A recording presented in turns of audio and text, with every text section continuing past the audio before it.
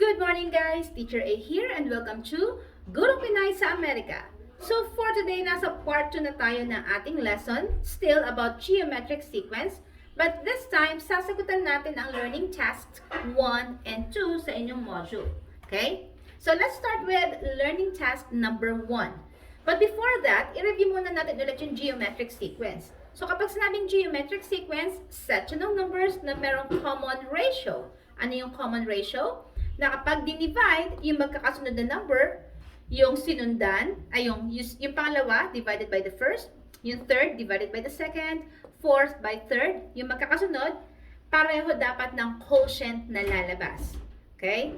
So, sa learning task number 1, i-check natin yung given if it illustrates geometric sequence or not. So, paano ba yon? Number 1, we have 4, 8, 16, 32, and 64. So, katulad ng kaninang sinabi ko, kailangan sa geometric sequence, yung set ng numbers ay may common ratio.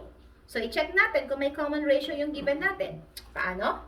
I-divide yung magkakasunod para ma-check kung parehong number ang lalabas. So, 8 divided by 4, that will give us 2.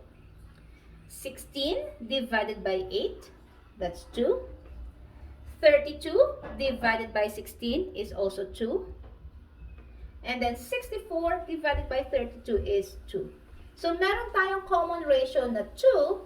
So, therefore, ang given natin ay geometric sequence. Okay? Ganun lang siya kadali. Next, number 2. We have 2, 4, 6, 8, 10.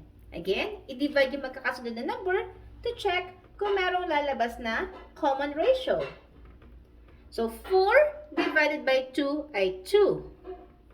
Ang 6 divided by 4 ba? 2 din. So, 6 divided by 4. Hindi siya pwedeng i-divide ng sakto, ang lalabas. So, i-simplify natin.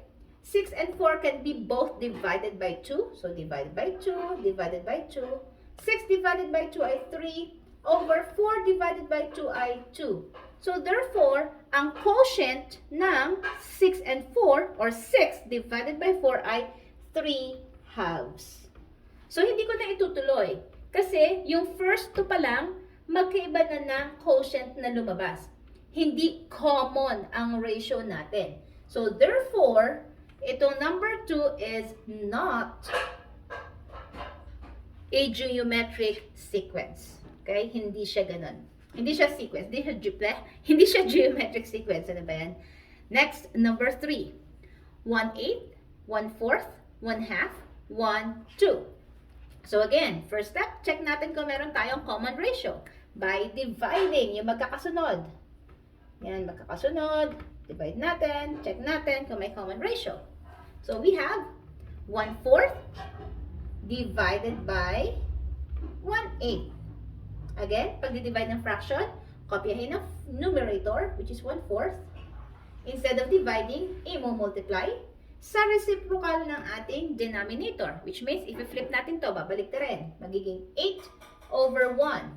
Multiply across, taas sa taas, baba sa baba, and then simplify. 8 divided by 4 will give us 2. So, therefore, ang quotient dito ay 2.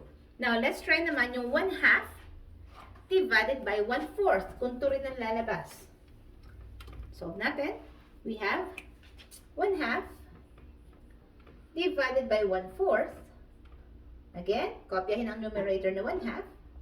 Instead of dividing, i-multiply sa reciprocal ng 1/4, which is 4 over 1. And then multiply across, taas sa taas, 1 times 4 ay 4. Baba sa baba, that's 2. And then i-divide, 4 divided by 2 is 2. So this is 2. Next, yung 1 and 1/2. Check natin kung 2 rin yung lalabas. So we have 1 divided by 1/2. So whole number yung numerator natin na 1 times reciprocal ng 2 over 1, ay ng 1 over 2 is 2 over 1. So that will give us, this is whole number, over 1 yan. 1 times 2 is 2, over 1 times 1 ay 1, divide, this will give us 2. There. And yung last number, numbers, 2 divided by 1 is 2. So kung mapapansin nyo, para-pareho ng quotient, meron tayong common ratio, and that is 2.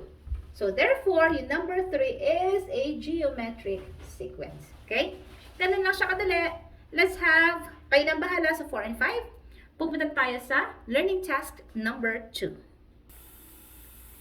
Okay, learning task number 2A. Determine the common ratio, the next 3 terms of the following geometric sequence. So, kukumpletuhin lang natin to. First, we have 4, 8, 16. So again, para makuha si common ratio, i-divide lang yung magkakasunod. So we have 8 divided by 4 is 2. 16 divided by 8 is 2. So therefore, kung ano yung quotient natin, yun yung ating common ratio. So in this case, the answer is 2. Now, para makuha yung susunod na tatlong terms, yung last na number natin na 16, i-multiply lang natin siya by 2. So 16 times 2, that will give us 32. And then, si 32 times 2, yun na susunod na term natin, which is 64. And then si 64, i-multiply ulit natin sa ating common ratio na 2, that will give us 128.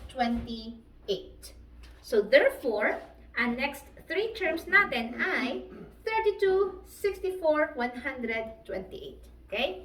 So ganun lang siya kasimple. Next, number 2. 400, 200, 100. So divide natin yung magkasunod. And then check natin kung ano yung magiging common na quotient natin, na ratio. So 200, ako ba nalagay? 200 divided by 400. So since syempre, mas malaki yung nasa baba, that means isi-simplify na lang natin yung fraction. Both can be divided by 200.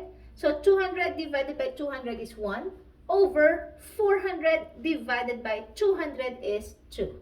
So therefore, ang ating quotient dito ay 1/2. What about sa pangalawa? We have 100 divided by 200. So again, mas malaki yung nasa ilalim. So therefore, isi-simplify na lang natin yung fraction. Si 100 tsaka si 200, pwedeng i-divide by 100. 100 by 100 is 1 over 200 by 100 is 2. So, ang quotient dito ay 2. Therefore, ang common ratio natin, papansin nyo naman kung ano yung naging quotient natin, that's 1/2. There. So, anong gagawin natin kay common ratio at saka sa last number para makuha yung susunod na number?